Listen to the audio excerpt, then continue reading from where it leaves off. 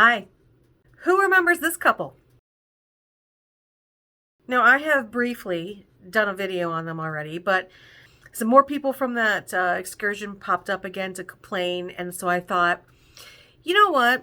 We're going to talk about cruise excursions. But yeah, you didn't have the question, but I still got the answer. Let's do some Q&A.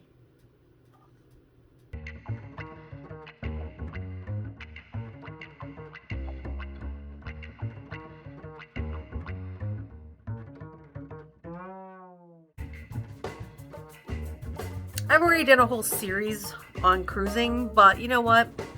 I think this is worth revisiting since there seems to be some confusion about excursions and what the cruise ships do and do not do. So we're going to talk about that today. However, before we get started, if this is your first time here, welcome.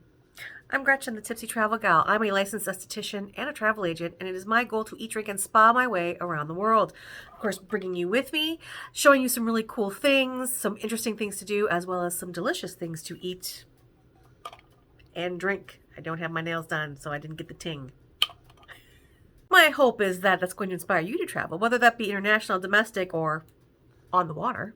So if that sounds like something interesting to you, please consider subscribing to my channel. I would greatly appreciate it. Also, in the description is a link to my website, as well as a link to my GoFundMe page. If you'd like to check that over, please do. If you've got a little bit extra cash to donate, I would truly appreciate that more than you even would ever know. But let's get started. Let's talk about cruise excursions.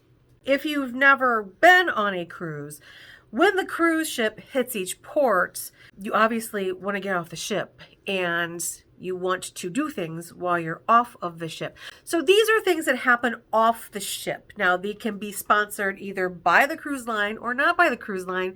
So let's get into that. Let's start with excursions run by the cruise line.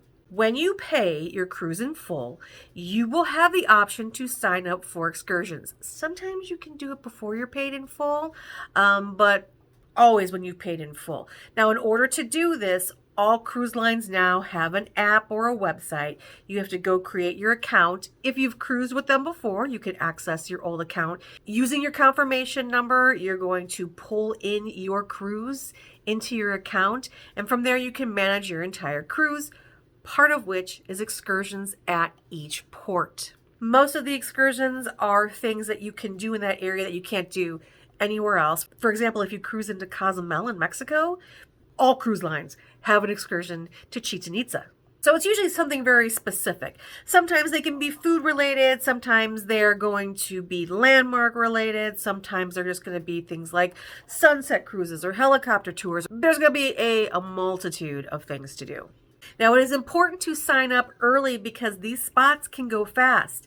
Remember, you're on a cruise ship with thousands of people. The excursions don't necessarily have room for everyone. I mean, there are only so many shuttle buses, and if everybody getting off of Cozumel wants to go to Chichen Itza, you're talking, probably 2,000-3,000 people.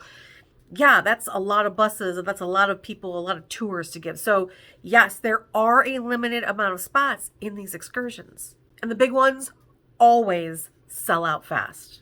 I'm actually going to do the cons first. Con number one, can they be a little bit expensive? Yes, they are usually more expensive than excursions that you can get on shore. The cruise ship is using their personnel to go with you, to supervise.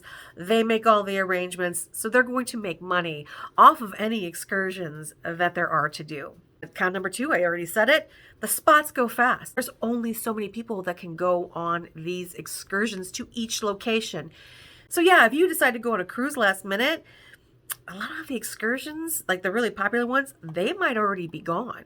Last but not least, they have a set list of excursions. There's usually like a foodie one, there's usually like an art one, there's always the big tourist attraction ones. But yeah, it's not like an infinite number. Now, every excursion that the area has to offer will not necessarily be offered to you by the cruise line. So what are the pros of a cruise sponsored excursion? Well, the cruise line is responsible for your excursion. All you got to do is say, yep, I'm coming. They're going to handle all the details. They're going to handle all the payments. All you got to do is go where they tell you to go, and all is well. Also, your pickup and drop off are supervised, meaning cruise staff usually is going to be going with you.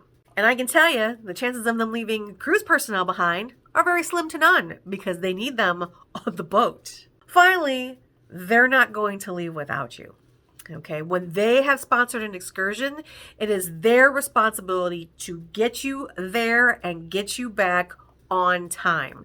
They know how cruise ships run. So therefore, if something odd happens, like let's say a bus breaks down, they're not leaving their own people behind. They're also certainly not going to leave hundreds of people behind for something that they have planned and collected money for. That is kind of how cruise sponsored excursions work. Let's talk about private excursions. Now, when I say private, this can be in a group setting or it can be a truly private excursion, meaning you're going to be getting on a bus with like 50 people that you don't know, or you might be getting a personalized tour in a town car. So, but it's not sponsored by the cruise line. I've seen a lot of comments like, that's why you always go with the cruise ship. You know, you should do it. It's like, well, I mean, private excursions aren't a bad thing. And I mean, like, for example, if I'm cruising around Italy and I'm getting off in Florence, you're damn right I'm going to go see the Leaning Tower of Pisa or the Statue of David. You usually can't do both. If that's already sold out, what, are you just not going to go? I mean, no, I'm going. You're going to find a way to get there. That's when you go with a private cruise excursion. There are a lot of companies that do cruise excursions in very large ports. It is a business. They cater to the cruise groups. It's not a bad thing, and it's not something that you shouldn't do. I wouldn't just jump in a van. Definitely do your research, read the reviews, see if anybody comments about bad time management or bad transportation or anything like that. And also look for something that specifically says it's a shore excursion, because that means they're not going to be driving around picking people from hotels. They're going to be picking people up at the port and dropping them back at the port, and that's it. Now, what are the pros of doing a non-cruise sponsored excursion? First of all, they're almost always cheaper. They're not getting a premium added on to the excursion so that the cruise line can make money. So you're kind of cutting out that middleman. Therefore, it's usually cheaper, sometimes significantly cheaper. Also, there's more options available to you. I've had people that have gone on cruises and they stopped in a really exotic, fun location, but they looked at the excursions available and they were like, there's nothing we want to do here. And I was like, well, let's find you something else to do then. You want to do the things that are going to make you excited to be at that location. And if none of the excursions that the cruise line is offering you, float your boat, you're just going to be wasting your money. Now, the cons. Unless you're going on a private tour, meaning it's just you and your companions, you can't control the tour. When I watched that video, the first thing I thought was, why aren't they blaming the excursion company? Because really, ultimately, it was their responsibility to get them back at port on time. I have been on excursions. When I went to Stonehenge from London, they told us to be back at that bus at a very specific time, and we had to leave somebody behind. We even waited like an extra 5 to 10 minutes. And finally the bus driver was like, we can't wait. We have to go. And it was funny because the companion of the person made it back to the bus. And he was like, oh, he's on his way. And the bus driver was like, no, we're leaving. If you want to get off and go back with him, that's fine. But I'm not sitting here any longer. We have a schedule to keep. Also, if something happens, like let's say they get a flat tire or you get stuck in horrible traffic, you're on your own, right? The cruise ship is like, yeah, we're leaving at a certain time and it's not our fault. If it was our excursion that was late, yeah, we'll pay the penalties to keep our boat in port while our group is getting back. But not our monkeys, not our circus. You're on your own. So here are my recommendations if you're going to be going with a private excursion. Here's where I would say contact a travel agent for help. But I'm not going to say that. And if you're wondering why, travel agents make their money from booking their cruises. And cruises are tricky. I mean, booking the cruise is the easiest part. All of the other pieces, getting airfares to the port, pre and post night stays, excursions, transportation to and from the port. Those are so difficult to find. It is time consuming to plan. If you think you're going to want help with all of the pieces of the cruise, go through a travel agent to start with. Let them book your cruise. Believe it or not only are you going to not pay more for that cruise, most travel groups have group space reserved. You're probably going to get a much cheaper price if you go through a travel agent. We don't even have access to your cruise records. It's going to be hours of my time and it's not going to make me any money. Call me horrible if you will, but yeah, that's why you should let a travel agent just book your cruise and then they will handle everything else just as part of the cruise. So first of all, look for excursion companies that focus on cruises, right? Go to shore excursions. If you're going through Viator, they have tons of excursions for you to look at. Look for the ones that specifically talk about cruise terminals. Don't do excursions that are leaving the city that are going to be picking up people from hotels, because that's going to possibly really cause you problems in the long run. So look for excursion companies or specific excursions that are catering to the cruise industry and are picking up and dropping off at the cruise port first. Know your arrival time and departure time while you're booking these excursions. I once helped somebody set up some excursions for a cruise. They jumped on the cruise pretty close, just a couple months before, and a lot of the excursions that they wanted were sold out. And they were like, well, we saw this one. And I looked and I'm like, well, your arrival time is 8 a.m. This says they leave at 8 a.m. So there is no way that you're going to be there. So you might miss the excursion leaving. It's returning at the exact same time that the boat is leaving.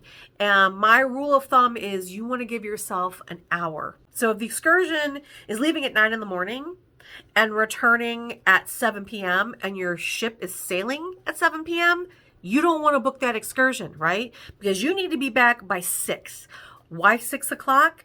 Because you want to give yourself enough time for traffic, for any glitches, and don't let the excursion companies convince you otherwise. Because I tell you, if you call and say, well, what time does it get back? Oh, it'll be back by 6 or 7.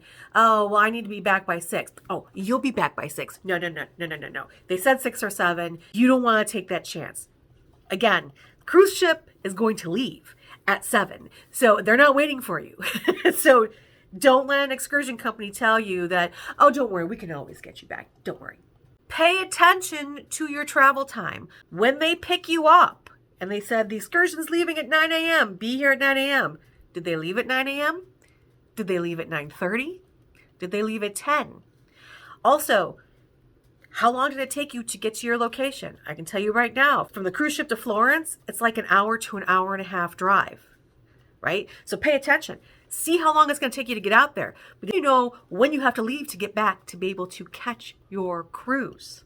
And if it's getting cut close, you're going to have to make some tough decisions. If they're waiting for people to come back and the whole group isn't back and hey, it took us an hour and a half to get out here. It might take us an hour and a half to get back. That's going to be getting us there right when the cruise ship is leaving. Yeah, you might want to get a cab. Is it going to be expensive to catch a cab from Florence all the way back to the port? Yes, it is. But you know what's more expensive? Missing your ship. I always would recommend looking to see what kind of options you have. Are there cabs that you can hail? Do they have Uber from wherever you're going? That way, if something does happen, you have the ability to call somebody and get them to take you back. Finally, opt for private excursions when it's in your budget. Then you have complete and total control over when you come and when you go. So if you're in a group setting and they decide to wait for people, yeah, you could be SOL. There's not much you can do. But if it's just you and your friends, you don't have to wait for anybody else. You can make sure that you're back on time and you're on your way.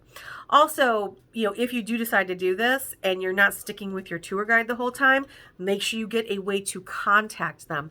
Because if you say, hey, can you please meet us back here at 5 o'clock so I can be back to the ship at 6, and 5 o'clock comes and goes and they're not there, you need to be able to get a hold of them. or the excursion company. So again, don't be like these doofuses. Make sure you're back to the ship on time. Do not miss your boat. I hope you enjoyed this video. If you did, please give it a like and don't forget to subscribe to my channel. If you have any questions about either this content or something that you would like me to answer for you, please feel free to comment below. If that doesn't float your boat, you can also contact me on my other social media platforms. I am Tipsy Travel Gal on pretty much all the main ones. Or if you'd like to get a little bit more private, you can go to my website, tipsytravelgal.com. Look at the top menu, there's a contact me link, and you can send me an email. Thanks again so much for watching. I hope you enjoyed it. I know I sure did. Until the next time, bye.